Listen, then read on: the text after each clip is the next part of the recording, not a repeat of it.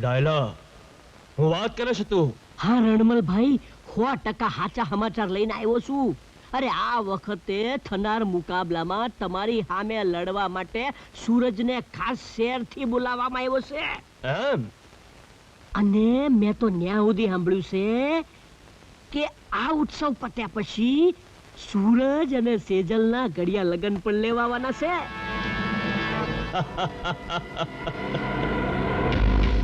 ડાયલા, રણમલ નામ છે મારું, અને ભલ ભલાને મેં રણમાં રોળી નાખ્યા છે. જો તો ખરો, ઈ સેજલ લગ્ન કરવાને લાયક રહેશે તઈના લગ્ન થશે ને.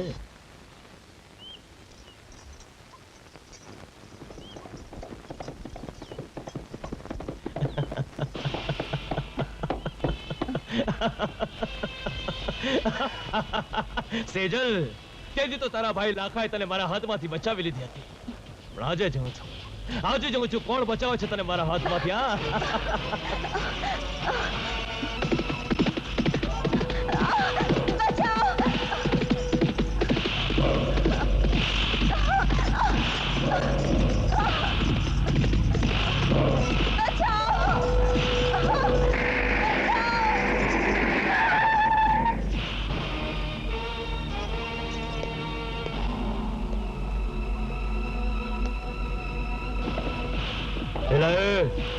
ઈ મારો શિકાર છે, એને મારે હવાલે કર દે. જંગલમાં જાનવરના શિકાર થાય છે તો સાંભળ્યું તું, માણસના શિકાર થાય છે એની તો આજે જ ખબર પડી. કોણ છે તું ને અમારી વચ્ચે કેમ આવ્યો છે? મારો રસ્તો મેલતા નીતર. એટલું તું પણ બરાબર સાંભળી લે, હું પણ આજ માટીનો છું. પાછા હટવાનું અમારા લોહીમાં નથી, સમજો? હું દેવરાજ ભાઈનો દીકરો સૂરજ છું, સૂરજ. તો તું પણ યાદ રાખજે, આજે તે મારી બાજી બગાડી છે, પણ હું તારો ભાવ ના બગાડું તો કહેજે મને. રણમલ નામ છે મારું, રણમલ.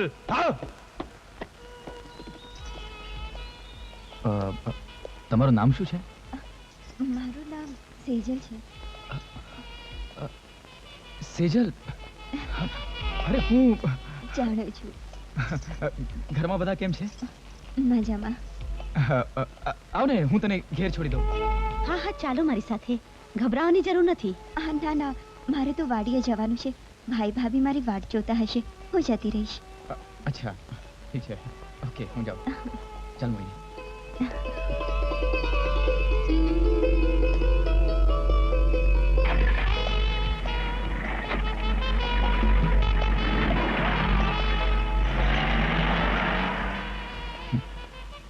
હું પણ આજ માટીનો છું, પાછા હટવાનું અમારા લોહીમાં નથી.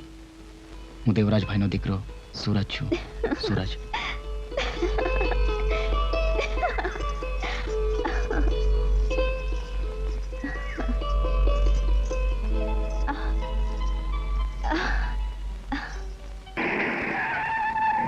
સૂરજ, સૂરજ. વીરજી, સામાન લઈ લે.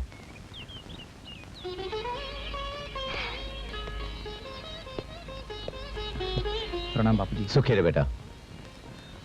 પ્રણામ બા. બસ દીકરા, તું આવી ગયો છે ને, હવે હું તને મારી આંખ આગળથી ક્યારે અળગો નહીં થવા દઉં, ક્યારે નહીં. આ કોણ? બાપુજી, हमारी कॉलेजની મિત્ર મોહિની છે. નમસ્તે બાપુજી. નમસ્તે બા. નમસ્તે દીકરી, સુખી રે. આવ, અંદર આવ. આવ બેટા. ચાલો બા.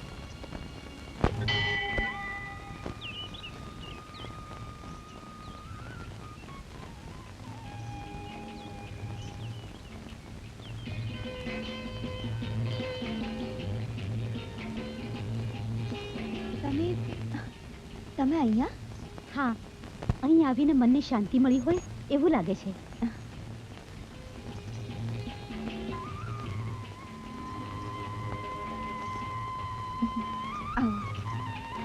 એ તો આ મંદિરનો પ્રભાવ છે. હું અહીંયા હંમેશા આવું છું. આ પ્રસાદ લો ને. મારું નામ સેજલ છે. અને મારું નામ મોહિની છે. હું અને સૂરજ કોલેજના સારા મિત્રો છીએ. અચ્છા, આવો ને, બેસો ને. સૂરજને ઘણા સમયથી કહેતી હતી કે મને તારું ગામ જોવા લઈ જા, આજે લાવ્યો. તો કેવું લાગ્યું મારો નાનકડું ગામ? ખૂબ જ સુંદર, અને એથી સુંદર અહીંના માણસો.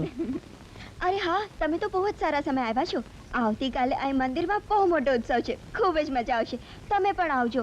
અત્યારે મારે મોડું થાય છે, મારે જવાનું છે. અચ્છા, કાલે મળશું. અચ્છા, ઓકે, બાય.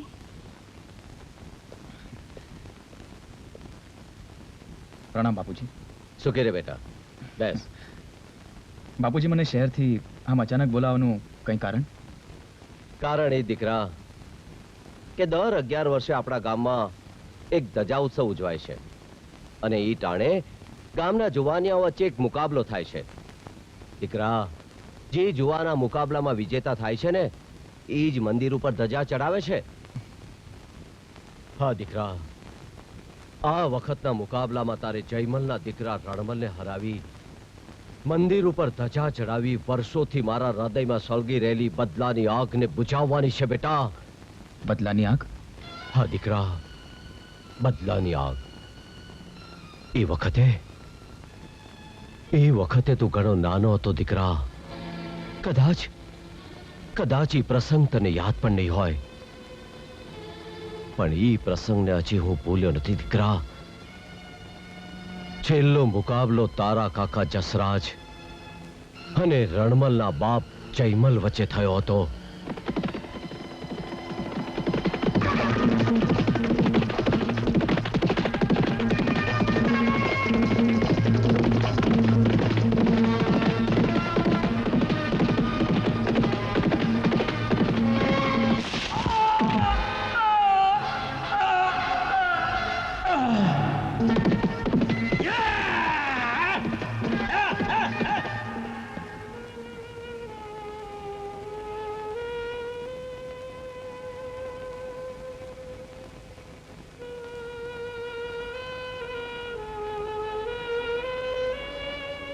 અને તારા કાકાની અંતિમ ક્રિયા ટાણે મારા એક ખાસ માણસે આવીને મને સમાચાર દીધા કે જસરાજનું મોત અકસ્માતથી નથી થયું, પણ જયમલે એનું ખૂન કર્યું છે. જયમલ! એલાવ, તમે કાંઈ સાંભળ્યું કે કોઈએ મારા નામની રાડ પાડી? ના ભાઈ ના, અમે તો કાંઈ નથી સાંભળ્યું. આ તો તમને ખોટા ભણકારા વાગે છે. ઈ ભણકારા તને તારા મોતના વાગી રહ્યા છે જયમલ.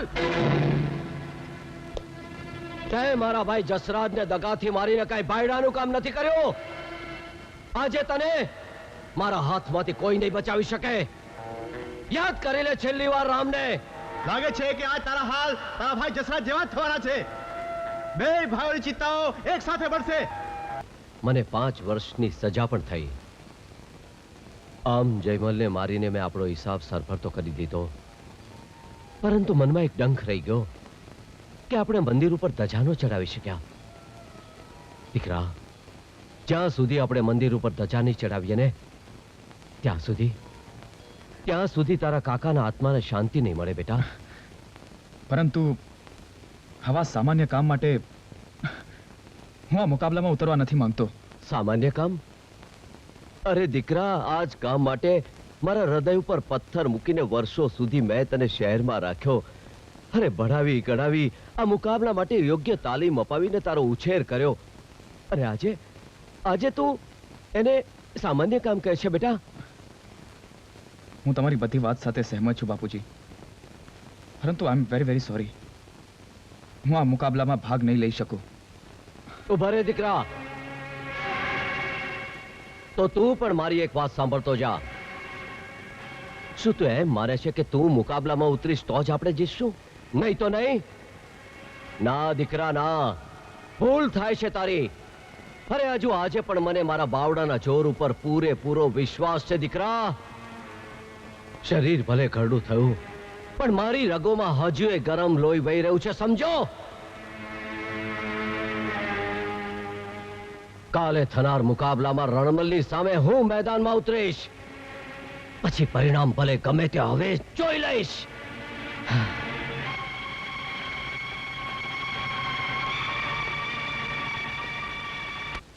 ભાઈઓ અને બહેનો, આજે વર્ષો પછી ફરી આપણા ગામમાં ધજા ઉત્સવ થઈ રહ્યો છે, અને આ વખતનો મુકાબલો ગયા વખતના વિજેતા જયમલભાઈના દીકરા રણમલની હારે થાહે. તો તમારામાંથી જે કોઈએ પણ રણમલની સામે લડવું હોય ઈ મેદાનમાં આવે.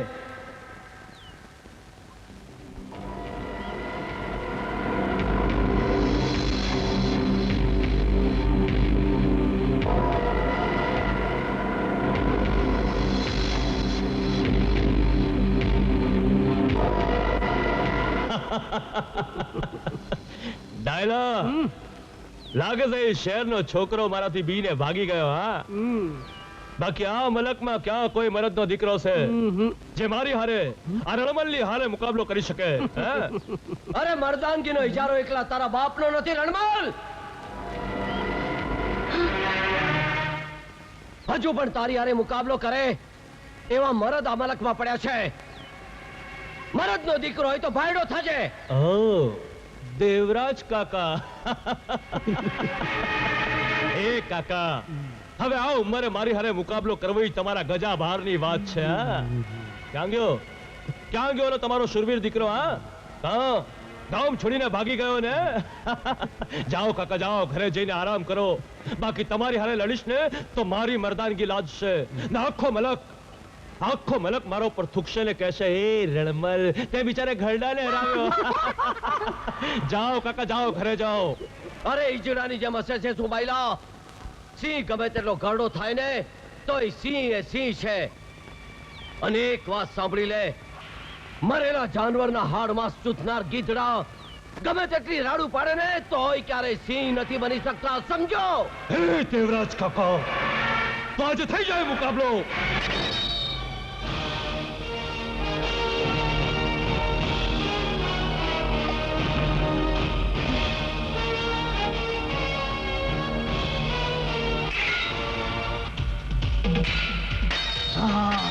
હવે મજા આવશે.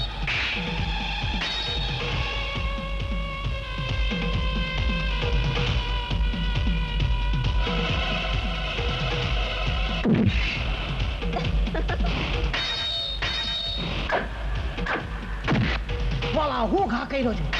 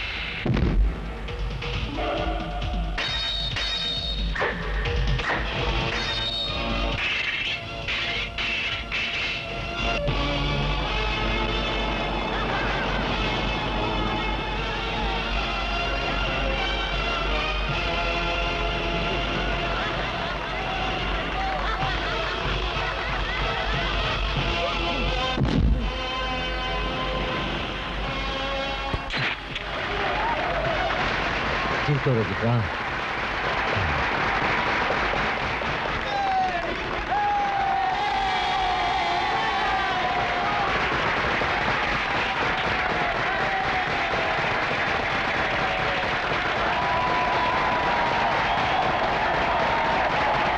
સુરજ બેટા, સુરજ બેટા, વર્ષોથી મારા હૃદયમાં ધરબાયેલી મારી ઈચ્છાને પૂરી કરીને તે મારી છાતીને ગજગજ ફૂલાવી દીધી છે દીકરા. અરે દીકરા, મને અને મારા આખા ખાનદાનને સદાય તારા માટે ગૌરવ રહેશે. બેટા બેટા, આજે મારે તને એક ખાસ વાત કહેવી છે. એવી તે શું ખાસ વાત છે બાપુજી? તારા સગપણની. મારા સગપણની? હા દીકરા, અરે જય તું ઘોડિયામાં હતો ને ઈ વખતે મેં મારા જીગરજાન ભાઈબંધ રામભાઈની દીકરી સેજલ હારે તારું સગપણ પાકું કરી રાખ્યું હતું. બાપુજી. હા દીકરા, આજે ઈ મારો ભાઈબંધ તો રહ્યો નથી, પણ એને આપેલા વચનને પાળવાનો આજે વખત આવી ગયો છે. પરંતુ બાપુજી, જે છોકરીને હું બરાબર જાણતો નથી, જેની સાથે મારે કોઈ મનમેળ નથી, એવી અજાણી છોકરી સાથે મારા લગ્ન? હા દીકરા. બાપુજી, તમારે મારા અને સેજલ વચ્ચેના ફરકનો જરા વિચાર તો કરવો તો. ફરક? અરે કેવો ફરક? અરે તું એ ફરકની વાત કરસ કે સેજલ તારા જેટલું ભણેલી નથી, ગામડાની છે. બાપુજી, અરે ઈ નો ભૂલીશ દીકરા કે તારા શહેરના ભણતર કરતા ગામડાની સેજલના સંસ્કારનું ભણતર ઘણું ઊંચું છે. એટલે તમારે મન મારા જીવતરની કોઈ કિંમત નથી? તારા જીવતર કરતા મારે મન મેં આપેલા વેણની કિંમત વધારે છે. અને એ વાત તો તું જાણે છે ને દીકરા કે તારા આ બાપના વેણ ઉપર આખા મલકના લોકો એના નામના સોગંદ ખાય છે, સોગંદ. તમારી વાત હું બરાબર સમજુ છું બાપુજી, પરંતુ હું લાચાર છું. અરે એવી તો કેવી લાચારી છે સૂરજ કે જે તને સેજલ હારે લગ્ન કરતા રોકી રહી છે. મારા પ્રેમની લાચારી. બીજા કોઈને પ્રેમ કરું છું બાપુજી. શું? હા, એને ભૂલાવી હું સેજલ સાથે લગ્ન ક્યારેય નહીં કરી શકું. તો તું પણ મારી વાત બરાબર સાંભળી લે સૂરજ. મારા જીવતા આ ઘરમાં જો કોઈ વહુ બનીને આવશે તો ઈ માત્ર સેજલ હશે, સેજલ, બીજું કોઈ નહીં, સમજો? એ કદાપી નહીં બની શકે બાપુજી. એટલે તું આપણી ઉજળી આબરૂ પર કીચડ ઉછાળીને તારા બાપનું મોત બગાડવા માંગે છે અને મારું વેણ ઠુકરાવીને મારું જીવતર જાહેર કરવા માંગે છે. અરે સૂરજ, આખા મલકના માણસો આ તારા બાપ ઉપર ફિટકાર વરસાવશે, ફિટકાર. અરે આ તારા બાપના નામ ઉપર લોકો થૂકશે. હે ભગવાન, આજે તો મને હાથી દેખાડ્યો.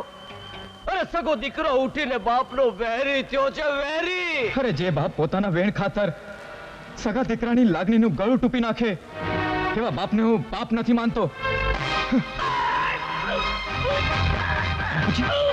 બાપુજી, બાપુજી, બાપુજી, બાપુજી!